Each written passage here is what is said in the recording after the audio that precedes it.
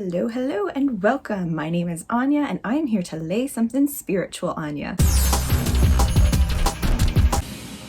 Welcome to Ostara here in the Northern Hemisphere. As you guys know, if you've been following the series, I've been making wee videos explaining the different holidays and festivals on the Wheel of the Year as we pass along them here in the Northern Hemisphere. We have passed Imbolc, the quickening of the earth, in February, and we are now at Ostara, or the Spring Equinox. So in this video, what I'll be doing is talking a little bit about what that means for the earth, the sun, nature itself, and how those relate to the god and the goddess, where we are in terms of seasons and the changing of the earth. So what have we been seeing in terms of the changes of nature since Imbolc? What have you guys been noticing? Because that's really where we start to see where these holidays and festivals come into play. We can definitely tell that the days have gotten longer. I hope you guys have been noticing that too. And with the longer days, the sun staying out longer, we are starting to see more and more of life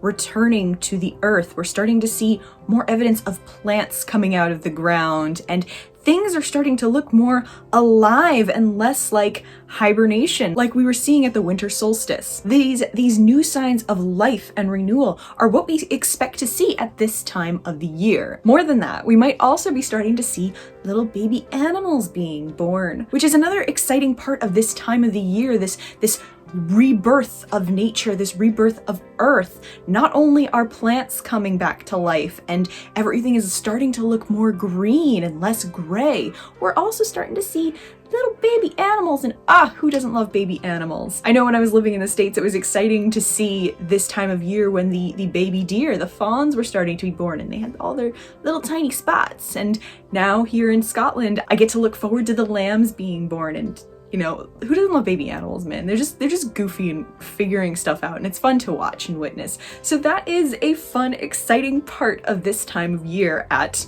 Ostara. And actually, if you'll recall from my video on Imbolc, that holiday was meant to celebrate the lactation and birthing cycles of sheep, because that would have been the first indication to our ancestors that life was returning to the planet. So now we're starting to see, hopefully, the excitement of the actual birth of these animals, which is a reminder that yes, life is still returning. And that's an exciting thing. Now, a big part of this transition and why it is happening is because of the sun. The sun is staying out longer. And when the sun stays out longer and it allows for more warmth and light to cover Earth herself, it means that the plants are getting what they need to grow and thrive once more. It is the support of the sun that brings this life back to Earth. When the plants come back to life, the animals now have more food and things to eat. They start coming back to life. And we, as human beings, can follow that cycle as well if we remain connected to it. So a big part of this transition here at Ostara is because of the sun. I have said it in other videos, I'll say it here again. I tend to look at the solstices and the equinoxes as transitions of the god, who is represented by the sun in a lot of these stories and lore. So in this instance, he is growing in his strength, as the sun is growing in its strength. And because this here, Ostara, or the Spring Equinox, is about the length of days and how long the sun is staying out, I look at this as a way to consider where the god is overall. Before I get into the god and goddess, let me just finish up talking about, the equinoxes. The equinox means that our daytime hours are pretty similar or close to, or even equal to our nighttime hours. The amount of hours we have of daylight is roughly equal to the hours of darkness that we will have. And as we continue going through these festivals on the Wheel of the Year here in the Northern Hemisphere, we'll start seeing that the daytime hours are actually longer, thus indicating the strength of the sun continuing to grow. With that being said, let's talk about where the god and the goddess are at this festival on the Wheel of the Year. Now, as I say and remind in a lot of these videos, God is represented by the sun and the the goddess is the earth, the planet. So we can see where these two are in terms of their own growth and development, but also in terms of their relationship by looking at how the sun and the earth are connecting in this sense. Remember, we're talking a lot about symbols in this sort of respect. So what are they doing? Where are they at in their relationship with themselves and with one another? I'll start first with the god, since I do tend to look at the solstices and equinoxes, which we're at one right now, as representations of where the god is in his development. So we'll start with him. Obviously, we've been seeing the sun grow in strength because it is staying out longer, but at this stage, it's still not at its full height of power and strength. We start seeing that more towards Beltane and the summer solstice.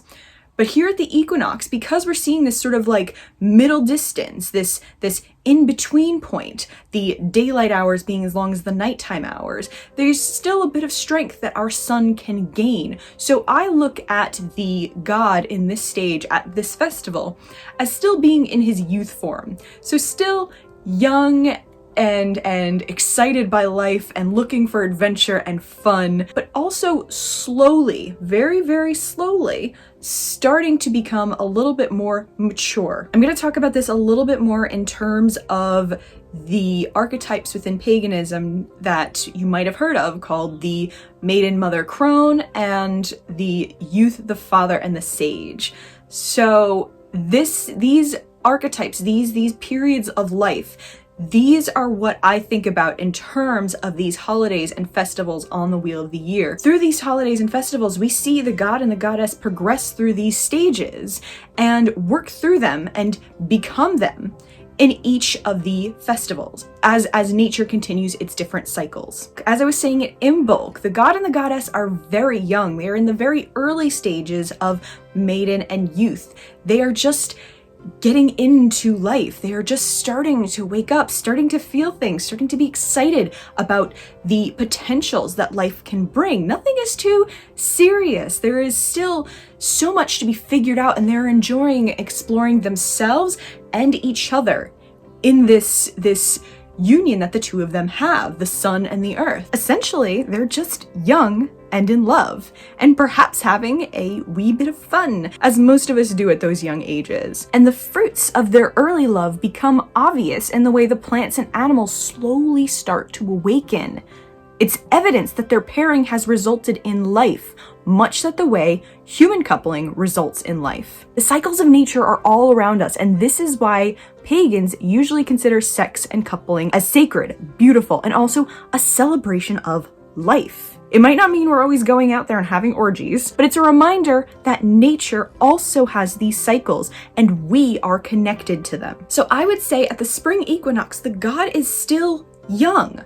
But because we see that sort of balance between daylight and nighttime, this is symbolic of the fact that he is also growing in his maturity. He's becoming a little bit more balanced. He might be starting to see the fruits of his love with the goddess, with Earth herself, and seeing that life is coming from it. He is starting to realize that there is something more to this love and affection that he has for the planet, for the goddess. So it's not a fully matured and committed love, but it is the start of it. It is the growing of that, and growing beyond just the immediate and lustful and exciting, passionate love that you feel at a young, early stage of life or relationships. And it's pretty much the same for the goddess as well. You know, she has been maturing all this time and producing more life onto the earth, and thus her responsibilities are starting to grow. So she is still a bit of a maiden at this point, but she is growing towards that stage of mother, because she has been mothering a lot through her union with the god, with the sun. Because of that sun, we are seeing more life come back to the planet. So there is a sense of that mothering aspect, but there is still that youthful aspect of fun and enjoyment. It's the end stage of maiden for her. And by Beltane, we'll start seeing more of that committed and matured mother figure from her. So their relationship, the relationship of the goddess and the god, is bearing fruit, and the goddess is growing in her own maturity, as is the god. The goddess recognizes that this life needs to be protected and taken care of, just as mothers do. She bears all the life on this planet, for she is Earth herself. And just as a mother sacrifices her body and shares of its resources with the child she carries, Earth is doing the same. So in terms of nature and the sun and the earth, this is what we're celebrating and honoring at Ostara, or the Spring Equinox. We're celebrating this continuation of the return of life, the evidence that things are growing and producing, and the union of the sun and the earth, which allows us to continue living. All of these festivals and all of these holidays are a way for us to connect with nature itself and remember that we, human beings, even in our more civilized spaces, we are part of this. We are part of it and we're connected to it, and that's what these festivals are all about. So that's where the god and the goddess are, and where the sun and the earth are in terms of the spring equinox. I hope you've enjoyed this video, and I will talk to you in the next one. Thanks, guys. Bye!